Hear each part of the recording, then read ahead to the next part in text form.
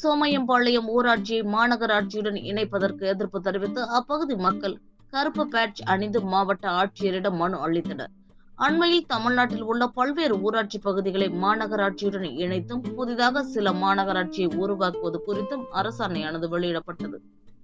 அதன்படி கோவை மாநகராட்சியுடன் 9 ஊராட்சிகள், 4 பேரூராட்சிகள் மற்றும் 1 நகராட்சி என 14 ஊராட்சி அமைப்புகள் இணைக்கப்பட உள்ளது. இதற்கு சில ஊராட்சி மக்கள் எதிர்ப்பு தெரிவித்து வருகின்றனர். அதன் தொடர்ச்சியாக சோமையம்பாளையம் ஊராட்சியை மாநகராட்சியுடன் இணைப்பதற்கு எதிர்ப்பு தெரிவித்து நேற்று அப்பகுதியில் கையெழுத்து இயக்கம் நடத்தப்பட்டது. அதனைத் தொடர்ந்து இன்று கையெழுத்து இயக்க கோப்புகளுடன் அப்பகுதி மக்கள் மாவட்ட ஆட்சியர் அலுவலகத்திற்கு வருகை புரிந்து தங்கள் ஊராட்சியை மாநகராட்சியுடன் இணைக்க வேண்டாம் என வலியுறுத்தி மனு அளித்தனர். இது குறித்து அப்பகுதி மக்கள் கூறுகையில், தங்கள் ஊராட்சி மாநகராட்சியுடன் இணைக்கப்படும் பொழுது அங்கு மேற்கொள்ளப்பட்டு வரும் ஊரக வேலைவாய்ப்பு திட்டம், 100 நாள் வேலை திட்டம் உள்ளிட்ட ஊரக பகுதிகளில் மேற்கொள்ளப்பட்டு வரும் அரசு சார்ந்த பணிகள் பறிபோகும் எனவும், எளிதில் சம்பந்தப்பட்ட அரசு அதிகாரிகளை சந்திக்க இயலாத சூழல் ஏற்படும் என தெரிவித்தனர்.